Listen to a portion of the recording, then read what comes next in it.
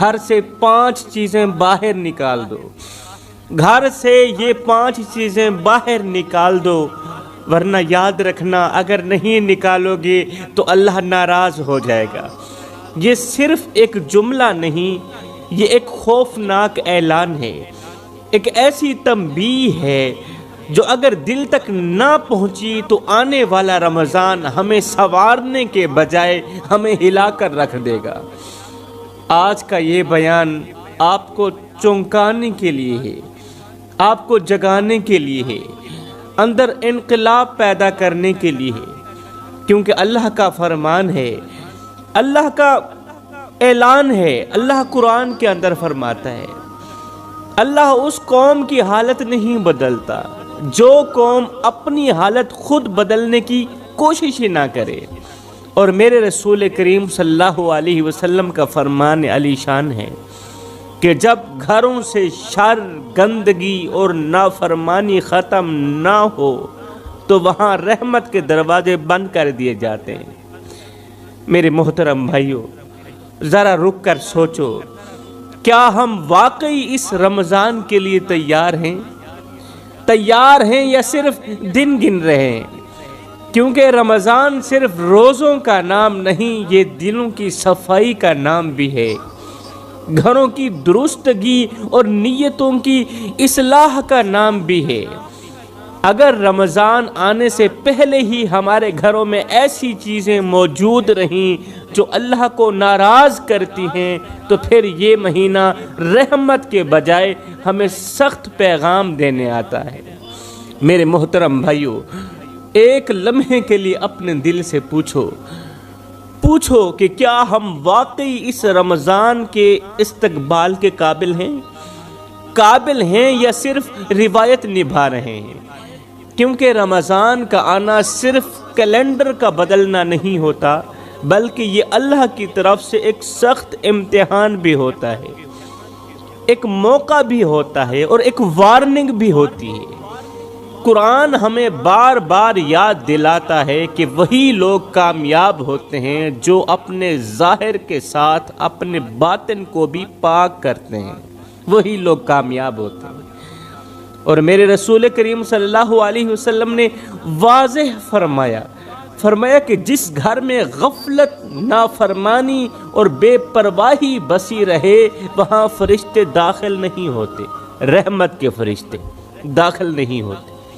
میرے محترم بھائیوں، اگر ہم نے رمضان سے پہلے اپنے گھروں کو درست نہ کیا، اپنے ماحول کو صاف نہ کیا اور اپنی زندگی سے وہ چیزیں نہ نکالیں، اپنے گھروں سے وہ چیزیں نہ نکالیں جو اللہ کو ناراض کرتی ہیں، تو پھر ڈر ہے کہ یہی رمضان ہمارے لیے سوال بن جائے، یہی رمضان پھر ہمارے لیے حساب بن جائے، کیونکہ اللہ کی رحمت اسی پر اترتی ہے جو خود کو رحمت کے قابل بناتا بھی ہے۔ اللہ کی رحمت اسی پر اترتی ہے جو خود کو اللہ کی رحمت کے قابل بناتا ہے، تیاری کرتا ہے۔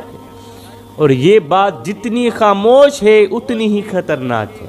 قرآن ہمیں حضرت سیدنا ایوب علیہ السلام کی زندگی کے بارے میں بتاتا ہے، وہ نبی جن پر ایسی تکلیفیں آئیں کہ سن کر دل کانپ جاتا ہے۔ ایک وقت تھا کہ صحت، مال، اولاد، عزت سب کچھ موجود تھا۔ حضرت ایوب علیہ السلام کی بات کر رہا، لوگ رشک کرتے تھے مگر پھر بھی آزمائش کا دروازہ کھلا۔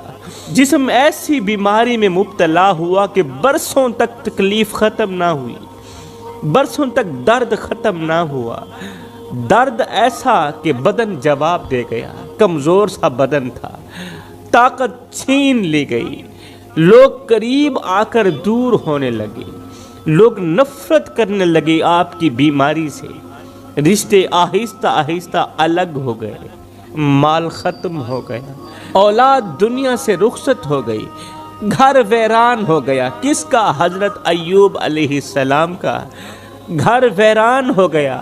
مگر حیرت کی بات یہ تھی کہ حضرت ایوب علیہ السلام کے لبوں سے کبھی شکوہ نہیں نکلا تھا، کبھی شکوہ نہیں نکلا۔ دل میں کبھی اللہ سے بدگمانی پیدا نہیں ہوئی۔ وہ تکلیف میں بھی یہی کہتے رہے کہ میرا رب جانتا ہے، میرا رب دیکھ رہا ہے، میں کس حالت میں ہوں میرا رب جانتا ہے، میرا رب مجھے دیکھ رہا ہے۔ برسوں کی بیماری، تنہائی، غربت اور لوگوں کی بے رخی کے باوجود بھی انہوں نے صبر کا دامن نہیں چھوڑا۔ برسوں کی بیماری کے باوجود بھی، غربت کے باوجود بھی، ایک وقت تھا، مال تھا، دولت تھی، سب کچھ تھا، مگر آج غربت اور بیماری کے سوا کچھ بھی نہیں۔ ان تمام چیزوں کے باوجود بھی اللہ کے نبی حضرت ایوب علیہ السلام نے صبر کا دامن نہیں چھوڑا، یہاں تک کہ ایک دن اللہ نے ایوب علیہ السلام کی صدا سن ہی لی۔ اللہ نے ایوب کی دعا قبول کی، بیماری ختم ہو گئی۔ جب دعا قبول ہو گئی، جب صدا قبول ہو گئی تو بیماری ختم ہو گئی، ایک بار پھر سے صحت لوٹ آئی، نعمتیں دوبارہ عطا کر دی گئی، مال دوبارہ عطا کر دیا گیا، اور اللہ نے انہیں ایسا اجر دیا، ایسا اجر دیا کہ صبر خود ان کے نام سے پہچانا جانے لگا۔ ایک دن کسی نے حضرت سیدنا ایوب علیہ السلام سے پوچھا، اے ایوب ایک بات تو بتا، وہ بیماری والے دن اچھے تھے یا آج کے صحت والے دن اچھے ہیں؟ وہ بیماری والے دن اچھے تھے یا آج کے صحت والے دن اچھے ہیں؟ تو یہ سن کر حضرت ایوب علیہ السلام رونے لگے، رو کر جواب دیا، میرے بھائی اگر سچ پوچھتے ہو نا تو وہ بیماری والے دن اچھے تھے، وہ بیماری والے دن اچھے تھے، کیونکہ پورا دن تکلیف میں گزرتا تھا میرا، پورا دن درد میں گزرتا تھا میرا، جسم درد سے چور رہتا تھا، پورا دن پوری رات درد میں گزرتا تھا، لیکن رات کے دوسرے پہر جب درد حد سے بڑھ جاتا تھا اور میرے اندر سے ایک آہ نکلتی تھی، ادھر سے آہ نکلتی تھی، ادھر سے میرا رب کہتا تھا، ایوب بتا تیرا کیا حال ہے، ایوب تیرا کیا حال ہے۔ یہ والا جو جملہ تھا، اللہ کی یہ جو آواز آتی تھی نا، یہ میرے زخموں پر مرہم بن جاتی تھی۔ اس آواز میں رب کی مجھے قربت محسوس ہوتی تھی، رب کا پیار محسوس ہوتا تھا، اس آواز میں تسلی بھی ہوتی تھی اور محبت بھی ہوتی تھی۔ مگر آج جب اللہ نے مجھے صحت دے دیے، جسم کو طاقت لوٹا دی ہے، ایک بار پھر سے آرام نصیب کیا ہے، آج دولت تو ہے، مال تو ہے، صحت تو ہے، مگر وہ جملے سننے کے لیے میرا دل آج بھی ترس رہا ہے جب غیب سے آواز آتی تھی، غیب سے آواز آتی تھی، میرا ایوب تیرا کیا حال ہے۔ آج میں صحت مند بھی ہوں، اللہ کا شکر ہے، آج میں صحت مند بھی ہوں، اللہ کا شکر ہے، مگر وہ پکار سننے کو نہیں ملتی کہ میرے ایوب بتا تیرا کیا حال ہے۔ کیونکہ بعض اوقات تکلیف میں اللہ کی قربت آرام کے سکون سے کہیں زیادہ میٹھی ہوتی ہے۔ ایوب علیہ السلام کا یہ مختصر واقعہ ہمیں بتاتا ہے کہ اللہ کی طرف سے آنے والی تکلیف ذلت نہیں بلکہ امتحان ہوتی ہے، مگر افسوس آج کے لوگ معمولی پریشانی میں اللہ سے شکوہ کرنے لگتے ہیں، تھوڑی سی تنگی آئے تو زبان پر ناشکری آ جاتی، گھروں میں صبر کے بجائے چیخ، برداشت کے بجائے غصہ اور اصلاح کے بجائے الزام نے جگہ بنا لی۔ اگر ہم واقعی اپنی زندگیوں کو درست کرنا چاہتے ہیں تو ہمیں حضرت ایوب علیہ السلام کی زندگی سے یہ سیکھنا ہوگا کہ تکلیف آئے تو رب سے ٹوٹیں، آزمائش بڑھے تو صبر نہ چھوڑیں، کیونکہ اللہ آخر کار اسی بندے کو بلند کرتا ہے جو حالات میں نہیں بلکہ اللہ پر یقین رکھتا ہے، برے حالات میں بھی اللہ پر یقین رکھتا ہے۔ حضرت ایوب علیہ السلام کی زندگی کے ساتھ ساتھ قرآن ہمیں حضرت یوسف علیہ السلام کی زندگی کا باب بھی دکھاتا ہے، ایک ایسا باب جس میں صبر بھی ہے اور دھوکہ بھی ہے، آزمائش بھی ہے اور اللہ کی خفیہ تدبیر بھی ہے۔ حضرت یوسف علیہ السلام بچپن سے ہی آزمائشوں میں ڈالے گئے تھے۔ یوسف علیہ السلام کے بھائیوں نے یوسف کے ساتھ دھوکہ کیا تھا، وہ بھائی جو ایک ہی گھر کی چھت کے نیچے رہتے تھے، ایک ہی جگہ پر کھاتے رہے، ایک ہی جگہ پر پیتے رہے، ایک ہی جگہ پر پلے بڑھے، ایک ہی جگہ پر پرورش پائی۔ ان بھائیوں نے محبت کے بہانے ایک دن حضرت یوسف علیہ السلام کو اپنے ساتھ لے گئے، اور پھر یوسف جیسے معصوم بھائی کو بے رحمی اور بڑی ہی بے دردی سے کنویں میں دھکا دے دیا۔ یوسف جیسے معصوم بھائی کو بھائیوں نے کنویں میں دھکا دے دیا، کنویں میں دھکیل دیا۔ فرشتوں نے عرض کیا، اللہ، کیا بھائی ایسے بھی ہوتے ہیں؟ کیا بھائی بھائی کے ساتھ ایسا بھی کر سکتا ہے؟ اللہ نے فرمایا، ہاں، مگر میرا یوسف اکیلا نہیں ہے، کنویں میں جانے والا یوسف اکیلا نہیں ہے، اندھیرے میں رہنے والا یوسف اکیلا نہیں ہے، میں اس کے ساتھ ہوں۔ بھائی چھوڑ گئے تو کیا ہوا، بھائیوں نے دھوکہ کیا تو کیا ہوا، یوسف کا رب تو یوسف کے ساتھ ہے نا۔ اور جو تم دھکا سمجھ رہے ہو نا، وہ دھکا نہیں، وہ دھوکہ نہیں، بلکہ وہ میرے فیصلے کی پہلی سیڑھی ہے۔ خیر، بھائیوں نے حضرت یوسف علیہ السلام کو بچپن میں ہی کنویں کے حوالے کر دیا۔ کنویں کے اندر گہرا اندھیرا تھا، چاروں طرف خاموشی تھی، تنہائی تھی۔ ایک طرف تنہائی، اوپر سے اپنوں کی بے بسی، اپنوں کا ارمان۔ مگر حیرت کی بات یہ تھی کہ حضرت یوسف علیہ السلام نے اس ننھی عمر میں بھی اللہ سے شکوہ نہیں کیا تھا، نہ زبان سے فریاد نکلی، نہ دل میں بدگمانی آئی۔ اس حال میں بھی اللہ تعالیٰ کی شکر گزاری کرتے رہے۔ پھر کچھ مسافروں نے پانی نکالنے کے لیے کنویں میں ڈول ڈالا۔ جب انہوں نے کنویں میں ڈول ڈالا تو حضرت یوسف علیہ السلام اس ڈول کے ساتھ لٹک کرنا اس ڈول کو پکڑ کر کنویں سے باہر آ گئے۔ مسافروں نے یوسف علیہ السلام کو ایک غلام سمجھا اور مصر کے بازار میں لے گئے۔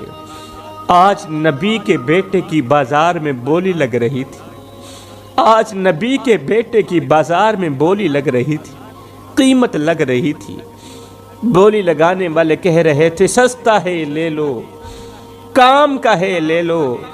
یوسف علیہ السلام کی آنکھیں جھکی ہوئی تھیں، وہ اپنی لگائی گئی بولی سن رہے تھے اور دل ہی دل میں کہہ رہے تھے کہ یا اللہ، اگر تو اس حال میں راضی ہے تو پھر تیرا یوسف بھی تیری رضا پر راضی ہے۔ باہر سے یوسف علیہ السلام کی بولی لگ رہی تھی، اندر سے یوسف علیہ السلام سوچ رہے تھے کہ میرا باپ مجھے ڈھونڈ رہا ہوگا، میرا باپ مجھے ڈھونڈ رہا ہوگا۔ وہ تو جب تک مجھے دیکھتا نہیں تھا اس کا دل چین نہیں پاتا تھا، آج میرا باپ دروازے پر بیٹھا میرا انتظار کر رہا ہوگا، اسے نہیں پتا ہوگا کہ اس کے شہزادے کی مصر کے بازار میں بولی لگ رہی ہے۔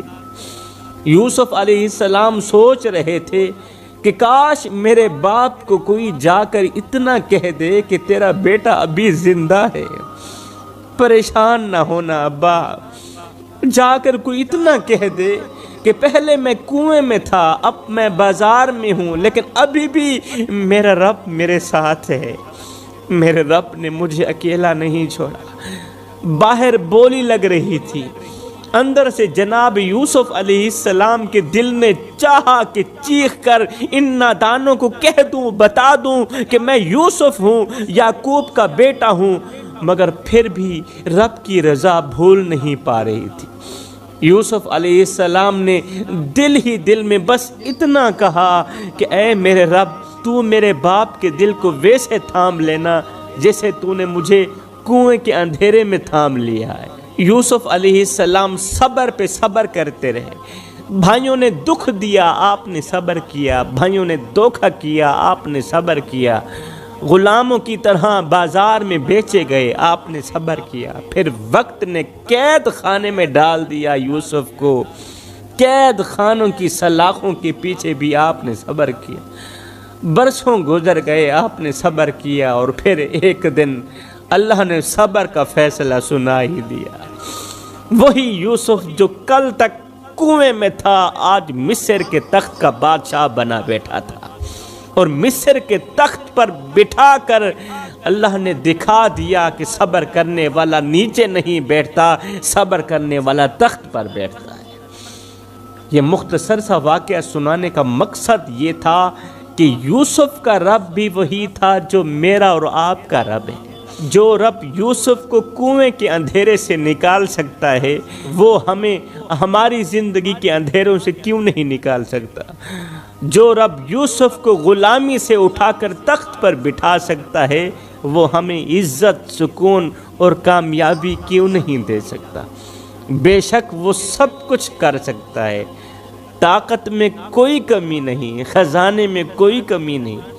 کمی اگر ہے تو ہمارے ایمان میں ہے، کمی اگر ہے تو ہمارے صبر میں ہے، ہمارے یقین میں ہے۔ آج کے لوگ چاہتے ہیں کہ کنواں بھی نہ ہو اور تخت بھی مل جائے، آزمائش بھی نہ آئے اور اجر بھی پورا مل جائے۔ ذرا سی تکلیف آئے تو شکوہ زبان پر آ جاتا ہے، تھوڑی سی دیر ہو جائے تو اللہ سے بدگمانی شروع ہو جاتی ہے۔ ہم یوسف جیسی بادشاہت تو چاہتے ہیں مگر یوسف جیسا صبر نہیں چاہتے۔ یہی وجہ ہے کہ زبان پر ایمان لانے کے باوجود بھی دل گھبرایا ہوا ہے۔ اگر آج ہم واقعی بدلنا چاہتے ہیں تو ہمیں یہ ماننا ہوگا کہ جو محنت اور صبر کرتا ہے اللہ تعالیٰ اس کی جزا ضرور دیتا ہے، اجر ضرور دیتا ہے۔ جو اللہ تعالیٰ کے احکامات کی پیروی کرتا ہے اللہ تعالیٰ اس کا اجر ضرور دیتا ہے۔ میرے محترم بھائیوں، اب چلتے ہیں اپنے مختصر سے سبق کی طرف۔ میں کہتا ہوں کہ رمضان آنے سے پہلے اپنے گھر سے یہ 5 چیزیں نکال دو، ورنہ یاد رکھنا اللہ کی رحمت تمہارے لیے زحمت بن سکتی ہے۔ کیونکہ رمضان صرف روزوں کا نام نہیں، یہ دلوں کی صفائی کا نام بھی ہے، گھروں کی اصلاح کا نام بھی ہے، اور نیتوں کی درستگی کا نام بھی ہے۔ اگر گھر کے اندر وہ 5 چیزیں موجود رہیں جو اللہ کو ناپسند ہیں تو پھر روزے نہیں رہتے بلکہ صرف بھوک بن کر رہ جاتے ہیں، اور عبادتیں اپنا اثر کھو دیتی ہیں۔ لوگ یہ سمجھتے ہیں کہ رمضان آتے ہی سب کچھ خود بخود ٹھیک ہو جائے گا، جب اللہ کی رحمت برسے گی نا تو پھر سب کچھ خود بخود ٹھیک ہو جائے گا۔ حالانکہ حقیقت یہ ہے کہ رمضان بدلنے آتا ہے، رمضان بدلنے آتا ہے، مگر وہی بدلتا ہے جو بدلنے کی تیاری میں ہو، جو خود بھی بدلنا چاہے۔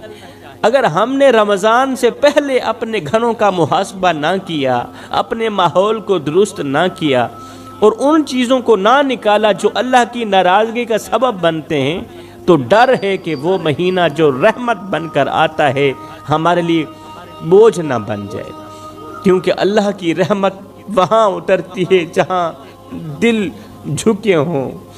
میرے محترم بھائیوں، رمضان آ رہا ہے، اللہ کا مہینہ آ رہا ہے، اور مہمان کا استقبال ہمیشہ تیاری سے کیا جاتا ہے، صاف دل سے کیا جاتا ہے، صاف نیت سے، صاف گھر سے کیا جاتا ہے۔ اب سوال یہ ہے کہ استقبال کیسے کیا جائے؟ میں کہتا ہوں اپنے گھروں سے یہ 5 چیزیں نکال دو، اور ان 5 چیزوں میں سے پہلی چیز ہے گھروں کے اندر موجود لڑائی جھگڑا، تلخ کلامی، کینہ اور حسد۔ پہلی چیز، گھروں کے اندر یہ جو لڑائی جھگڑا ہے نا، یہ تلخ کلامی ہے، یہ جو کینہ ہے نا، یہ نکال دو۔ جس گھر میں روز جھگڑا ہو، جہاں بات بات پر آوازیں بلند ہوں، جہاں دلوں میں ایک دوسرے کے لیے کڑواہٹ بھری ہو، وہاں رحمت نہیں ٹھہر پاتی، وہاں رحمت کے فرشتے نہیں ٹھہر پاتے۔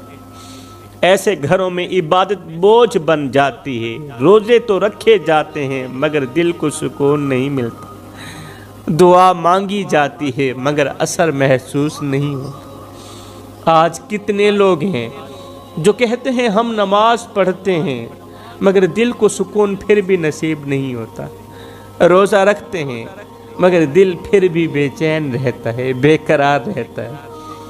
ایسا لگتا ہے جیسے رب ہمیشہ کے لیے ناراض ہو گیا۔ اصل میں یہ وہی لوگ ہوتے ہیں جو مسجد میں جا کر نماز پڑھتے ہیں، مگر جیسے ہی گھر میں داخل ہوتے ہیں تو فرعون جیسے بن جاتے ہیں، بیوی سے لڑائی کرتے ہیں، جھگڑا کرتے ہیں، بچوں پر چیختے ہیں، بچوں کو ڈانٹتے ہیں، بھائیوں سے جھگڑا کرتے ہیں، دوسروں کو خود سے کم تر سمجھتے ہیں اور خود کو دوسروں سے، اپنی فیملی سے، اپنے بڑوں سے بھی بڑا سمجھتے ہیں۔ گھر کو عبادت گاہ کے بجائے میدان جنگ بنا دیتے ہیں۔ ایسے لوگ یہ بھول جاتے ہیں کہ رب صرف مسجد میں نہیں، رب گھر کے اندر بھی دیکھ رہا ہوتا ہے۔ لوگ سمجھتے ہیں کہ رب صرف مسجد کے اندر دیکھ رہا ہے، میں کہتا ہوں رب گھر کے اندر بھی دیکھ رہا ہوتا ہے۔ وہ دیکھ رہا ہوتا ہے کہ نماز کے بعد بندہ کیسا ہے، نماز جیسی حالت کا ہے یا نماز سے پہلے والی حالت کا ہے، روزے کے بعد اس کا لہجہ کیسا ہے۔ حقیقت یہ ہے کہ جو رب سے سکون مانگتے ہیں انہیں سب سے پہلے اپنے گھر کو سکون دینا ہوتا ہے، اور سکون دینا بھی چاہیے، کیونکہ جس گھر میں چیخیں ہوں وہاں رحمت نہیں ٹھہر پاتی، اور جس دل میں نفرت ہو وہاں اللہ کی یاد اثر نہیں کرتی۔ یہ تو ہو گئی پہلی چیز کہ رمضان آنے سے پہلے، روزہ رکھنے سے پہلے، سب سے پہلے ہمیں اپنے گھروں کی لڑائی جھگڑا ختم کرنا ہے، گھر سے باہر نکالنا ہے۔ اور دوسری چیز جو گھر سے نکالنی ہے وہ ہے دلوں میں چھپی ہوئی نفرت، اور دوسری چیز جو ہم نے اپنے گھر سے نکالنی ہے وہ ہے دلوں میں چھپی ہوئی نفرت، ضد اور معافی نہ دینے کی عادت۔ یہ چیزیں ہم نے نکالنی ہے، کیونکہ جس دل میں کینہ ہوتا ہے وہاں دعا رک جاتی ہے، اور جس گھر میں ضد ہوتی ہے وہاں رحمت نہیں ٹھہر پاتی۔ تیسری چیز جو ہم نے نکالنی ہے وہ ہے گھروں کے اندر گناہوں کی عادتیں، چاہے وہ زبان کے گناہ ہوں، موبائل کے ذریعے آنے والی نافرمانیاں ہوں، یا وہ کام جو تنہائی میں کیے جاتے ہوں اور اللہ کو ناراض کرتے ہوں، کیونکہ جس گھر میں گناہ معمول بن جاتے ہیں وہاں عبادت اپنا اثر کھو دیتی ہے۔